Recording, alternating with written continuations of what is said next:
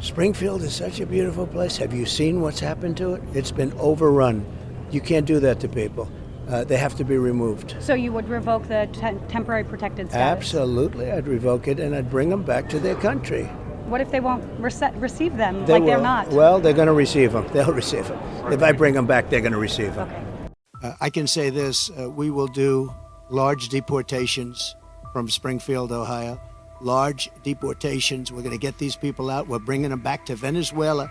You know, he told Biden he's not accepting anybody back. They moved all their criminals, not all of them, but the rest are moving in now. They emptied their jails in Venezuela, emptied their criminals, emptied the nests. They call them nests of bad people. They're all now in the United States, and they're now taking over cities.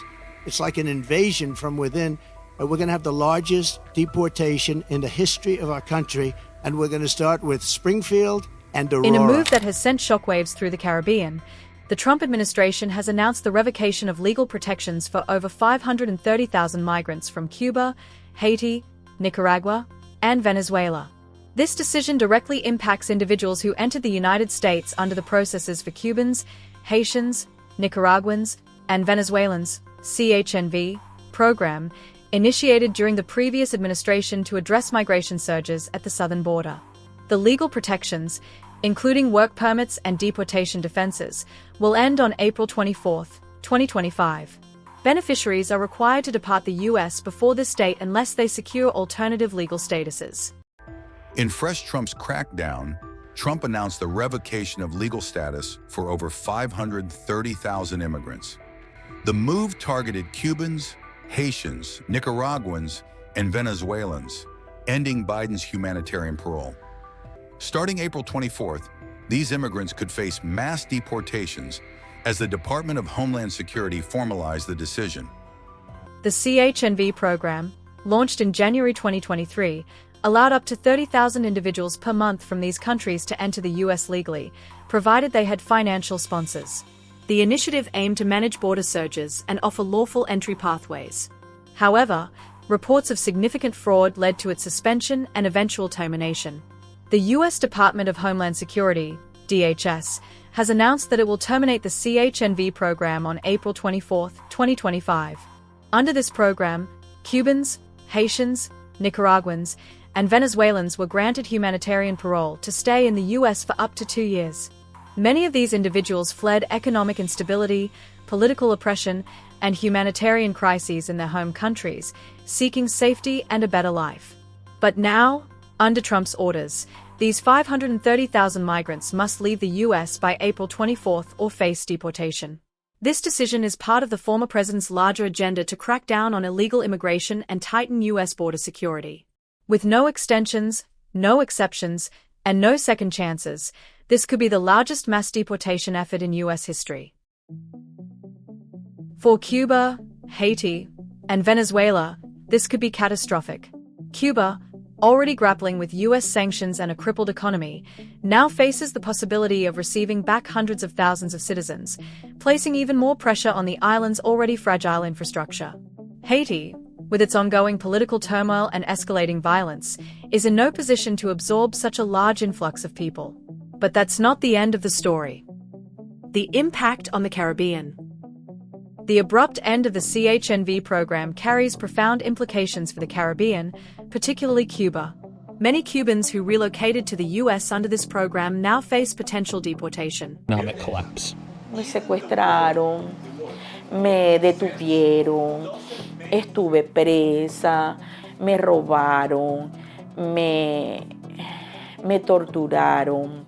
Padrón was granted Temporary Protected Status, or TPS, another legal mechanism for people fleeing countries in disarray. But the Trump administration is now seeking to end protections for Venezuelans like her in April, along with hundreds of thousands of other immigrants later this year. No sé qué va a pasar.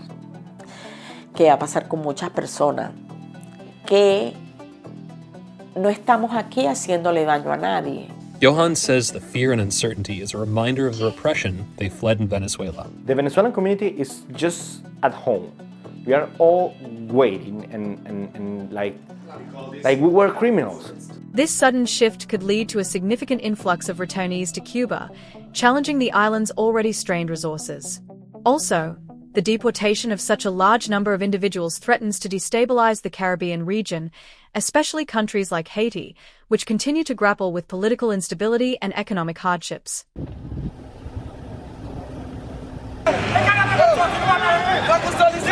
The administration's decision has sparked widespread criticism. Advocacy groups and affected individuals are pursuing legal avenues to contest the termination, arguing that it violates commitments made to program beneficiaries. And deporting individuals to countries facing significant challenges raises ethical questions about the U.S.'s responsibility toward migrants and refugees. Could Jamaica be next? Marco Rubio's visit is coming. Now, let's talk about what this could mean for Jamaica. Not only is Comrade Kamala allowing illegal aliens to stampede across our border, but then it was announced about a year ago that they're actually flying them in. Nobody knew that. They were secretly flying in hundreds of thousands of people. Some of the worst murderers and terrorists you've ever seen. They were taking anybody that wanted to come in. And they're flying them in. So when they tell you about their borders a little bit better than it used to be, they only did that for election reasons. Not good, but it's a little bit better. But they don't tell you that the flights are still coming in here, bringing in thousands and thousands of illegal aliens, and they're being dropped into the midsection of our country, because all states are really border states right now. And I'm the border president. I solved it in 2016, probably got elected because of that in 2016. And really, there was nothing to do in 2020. I said to my people, I want to talk about the border, what a job I did. They said, sir, nobody cares you did it. It was good.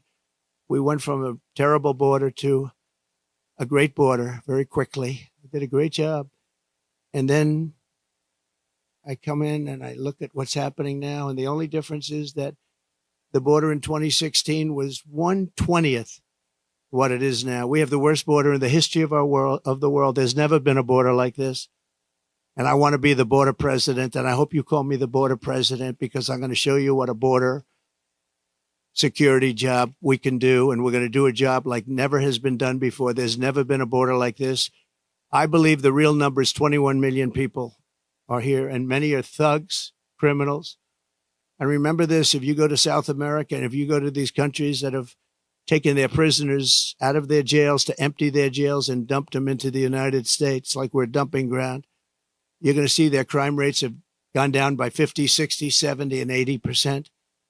If you look at Caracas, Venezuela, they took their criminals and drug dealers and rapists off the street and they dumped them into the United States of America. Dumping ground, they call it. We're a dumping ground for Venezuela because we have stupid people running our country. And you think Biden's bad? This one's going to be worse than Biden. Over the past 3.5 years, Kamala has resettled 500,000 illegal migrants from Haiti into American communities, including over 200,000 who Kamala has illegally flown into the United States by airplane when they couldn't get through the border because the border guards backed up. They were refusing to let them in. Is Jamaica at risk of facing similar pressure from the U.S.? Let's not forget that Marco Rubio, one of the strongest Cuban-American political figures, is set to visit Jamaica next week.